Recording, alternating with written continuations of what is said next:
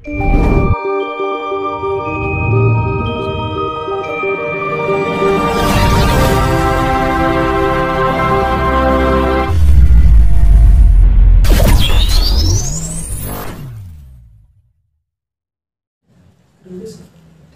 niki Mbah, nek tasik kula niki teka-teki Mbah, masalah kerajaan Mojopahit.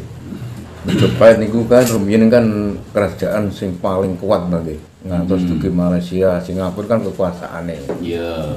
Dan kenging napa Mbah kados peninggalane napa bekas-bekas istana ngantos sakniki kok ketinggalan kok hilang lenyap ngoten niku Mbah. Loh, tapi kan wis mulai bermunculan walaupun si ketara pandar sini tok saiki kan wis mulai digali.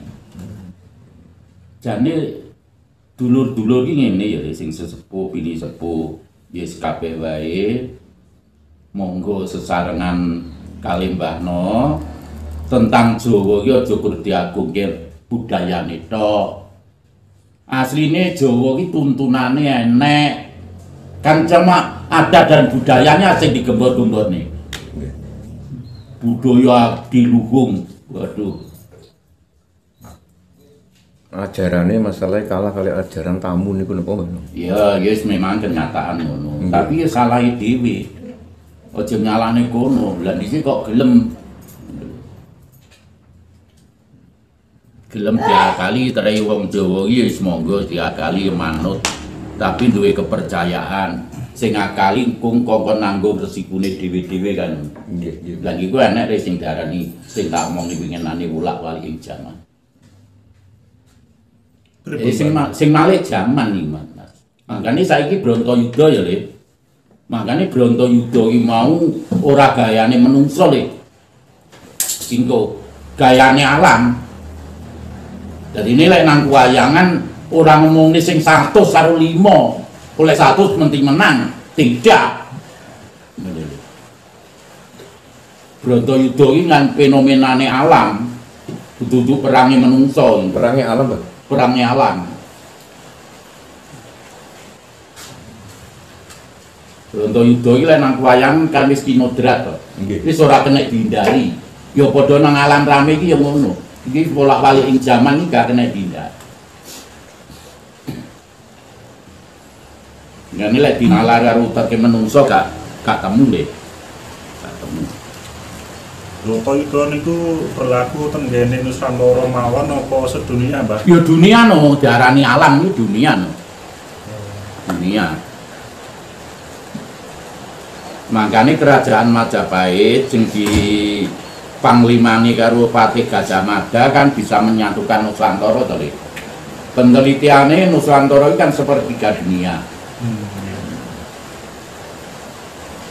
Tapi kuwabeh digawe Nusantara.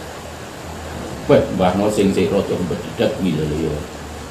Sing tentang negara terus enek fatwa sing diarani apa kuwi? MUI. Nggih. Haram halal. Enggane ndek nyenane kan tak duplik. Sing haram sing piye, sing halal sing piye. Ya lek jelasno aku ya gelem manut. Lek ora jelas gak manut aku Mbahno. Sing wani nantangi.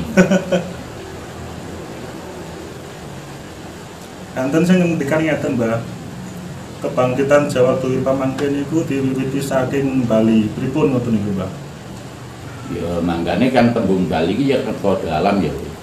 Mangkane sing diarani Bali Jawa. Ngendikane Ismaya Jati aku jangkep 500 tahun Bali Jawa tapi aku nagih janji kan swara semembara to.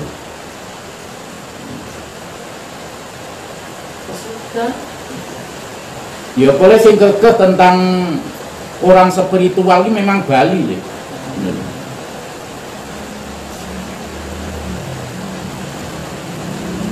Oleh bumi ini ngamuk kan wis diabaikan.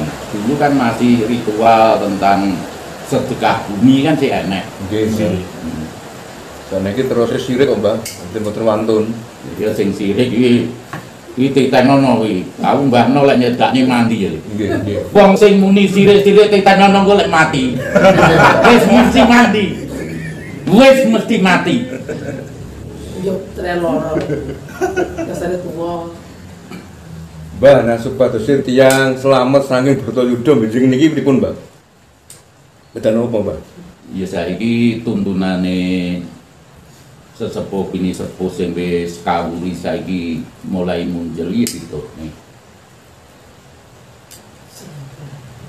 Contohnya, Mbah, pripun Mbah niku? Ya ayo balik nang ajaran Jawa Dipa.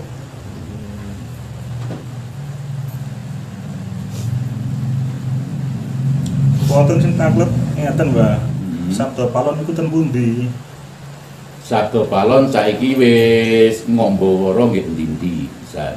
Nggih, Mbah. Nggih etan ya enek, nggih kulon ya enek, nggih lor ya enek, nggih kidul enek. Wis perintah kabeh padha metu kongkon ngumpul. Lah iki engko ngumpule sing kok kulon ngetan, sing kok ketan ulon, sing lor ngidul, sing kok kidul ngalor. Lah iki engko lek panggah sik ruwet ae. Ya diwalik ngono ae. Diwalian niku pripun, Mbah? Kiamat nih, Mbah. Oh, duduk kiamate.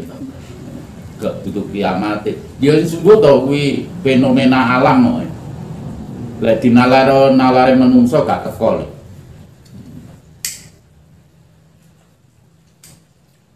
Mbah No punya keyakinan bolak-balik yang zaman itu terjadi. Pasti Mbah gini. Pasti.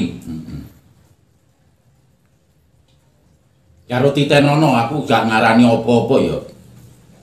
Dadine apa ae sing sik gayane menungso, mbuh taune, mbuh bulane, mbuh tanggale pasti akan hancur. Titenono.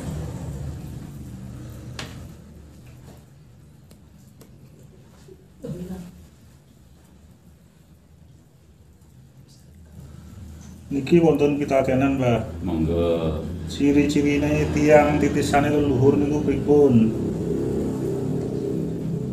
Titisane leluhur, Nggih. kebanyakan titisane leluhur iki terus mateke dadi sesepuh, terus ngeterapne nang tuntunan, ya enek iso sing dadi dukun, barang ngono mau.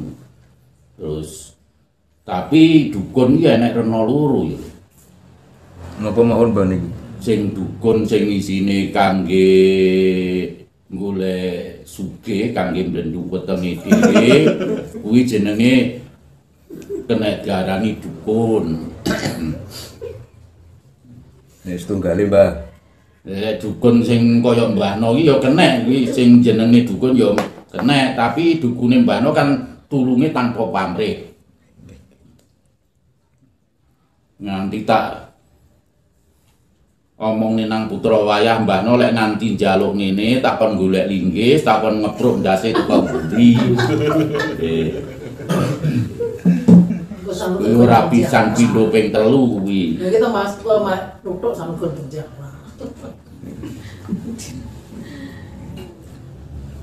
Ilmu supados saged tentrem lahir batin niku kedah lelampahan napa, Mbah? Ya saiki sing diterapne Mbah No ki tutno dhisik laku temen liwat dalan siji bener dikanteni ngeji nang dina kelahiran dipasani.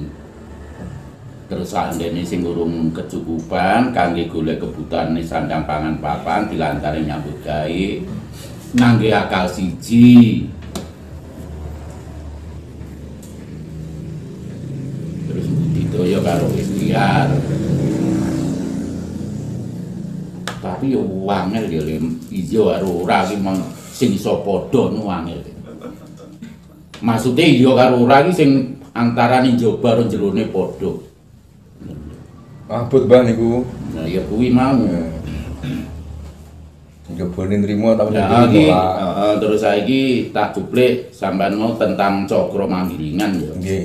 Jenengan jelasaken malih, Mbah. Jane cakra manggilingan iki ya uripe menungso karo putere jagat iki mau padha. Dadi ini cakra manggilingan kan mubeng ya. Nggih. Dan ini saka mangsane menungso urip ki mau ya bunga susah lara penak cara rezekine iki ya naik turun ora iso lek kon stabil. Kuwi makane sing diarani cakra manggilingan. Lah kuwi kena dijikuk teko swara cipta, rasa, budi karso. Lan jenengan iki kabeh kan duwe cita-cita ya cipta. Lha wis duwe cipta-cita ya dirasakne aku nyipta rene rasane piye kan ngono ya. Cipta terus rasa, terus budi ki ngupaya budidaya karo ikhtiar. Cipta rasa budi terus karsa sakarepmu nggo nyandi. Kuwi tembunge lah kuwi engko oleh-olehane terus nganti kudu ngenggeni rasa, rumangsa, krasa, ngrumangsani. Contoh, saiki sampean mlaku nang dalan salah lek rasane ora penak ya kan lek wis ngenggeni kuwi kan ndang iso kelingan to. Ndang ditinggane golek sing penak. Lah terus terapane sing tak omongne poso neton kuwi lek wis iso ngrasakne enak karo kepenak kira-kira apa mbok tinggalne? Lanjut, Mbah. Lah iya mangkane kuwi iki sik jarine Mbak No lho ya. Lek kanggene sampean sik jarine Mbak No. Tapi lek Mbak No kan wis ora